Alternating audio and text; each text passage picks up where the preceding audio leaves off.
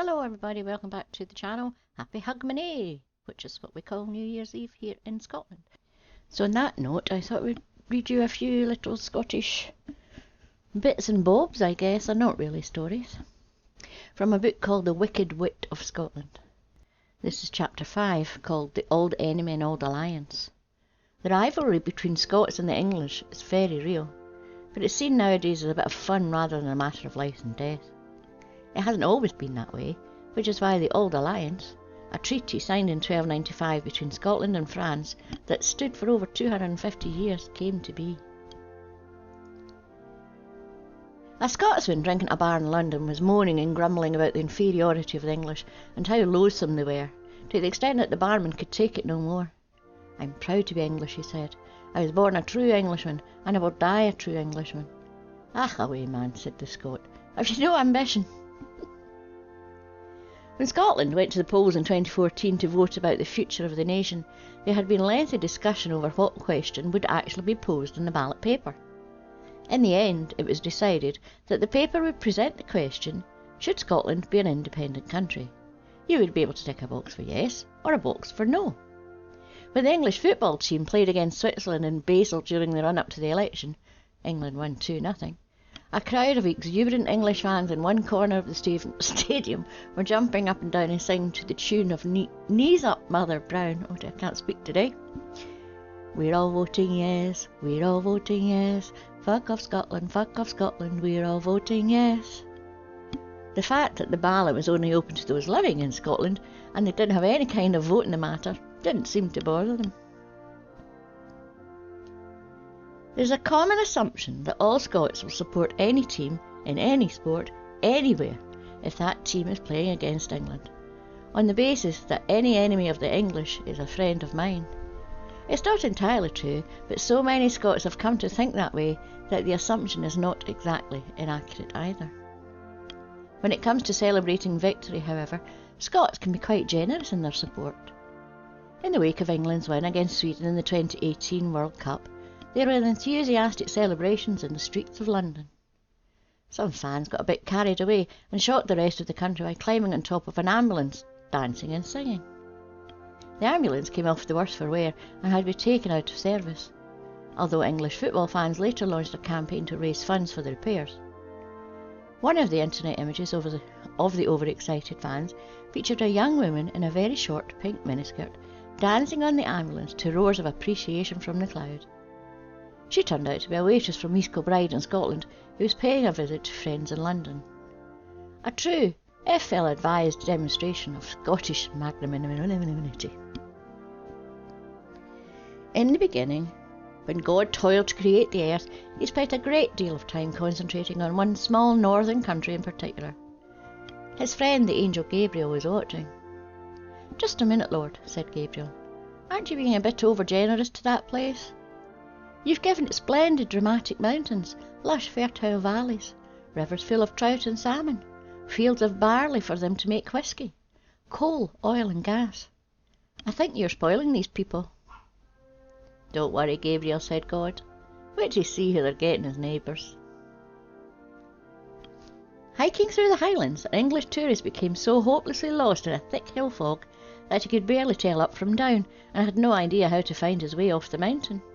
Suddenly a Highlander appeared out of the mist, wearing heavy tweeds and carrying a stout walking staff. "Thank goodness you've found me," said the tourist. "I've been wandering around for 2 days and I'm totally lost." "Would there be a reward out for you?" asked the Highlander, leaning on his staff. "I shouldn't think so," said the tourist. "Then you're still lost," said the Highlander, and disappeared off into the mist again. There were complaints to the BBC in 2013 when the topic on the TV comedy panel show Have I Got News For You turned to the Scottish independence referendum. Guest host and quizmaster on the show for that episode was Ray Winston of Scum and Sex the Beast. The discussion turned to Scotland's finances and Winston said, "To be fair, the Scottish economy has its strengths, its chief exports being oil, whisky, tartan and tramps." He followed that up by asking the studio audience's opinion about whether we should just tell the Scots to bugger off. Oof. An English tourist stopped at a bar near Loch Ness where the barman, hearing the English accent, proudly welcomed the tourist to the world's most beautiful country.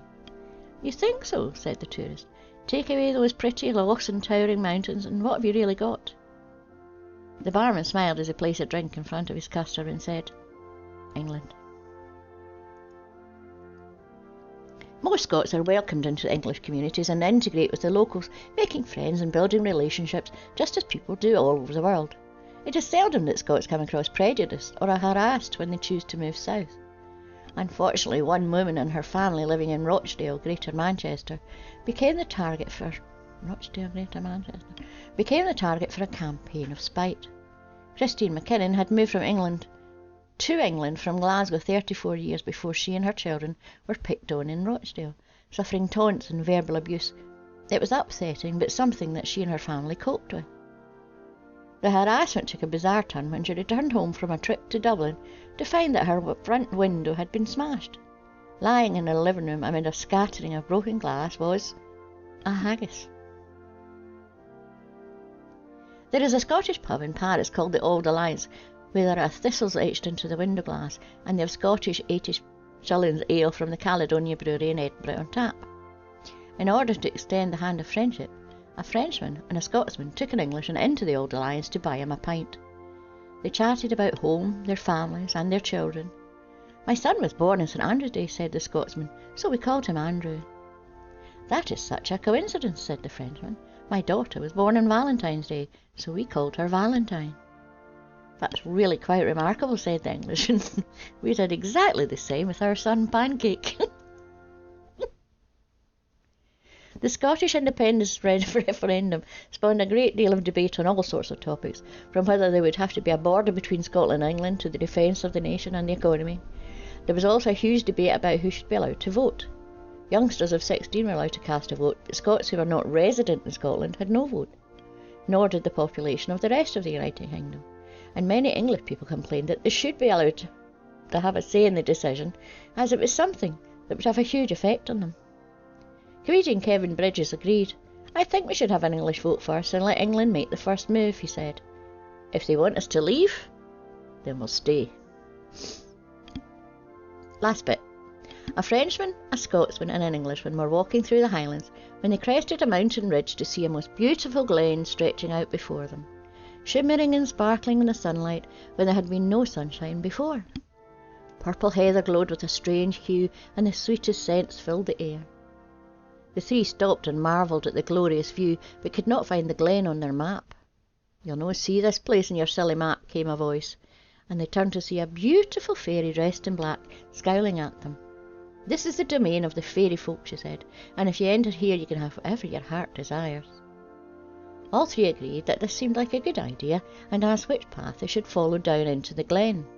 There's no path, said the fairy. You must jump off this cliff. It's the only way. If you survive, you may achieve your heart's desire. The three looked over the cliff at the sheer drop. The fall would surely kill them. Just then another beautiful fairy appeared, this one dressed in white. Be brave, she said. You will survive. Shout out what you most like to land in, and a pool of it will appear just before you reach the bottom. The Frenchman was first to go, shouting as he jumped, Cognac! He splashed safely into a pool of the finest cognac. The Scotsman went next, shouting as he jumped, Whiskey! He splashed safely into a pool of excellent single malt. The Englishman went last, shouting as he jumped, Oh shit! Hope you all have a wonderful new year, and don't drink too much. The end. Don't forget to like and subscribe, and press the wee bell notification. And a huge big thank you to all my subscribers, patrons and members. See you next week. Bye bye.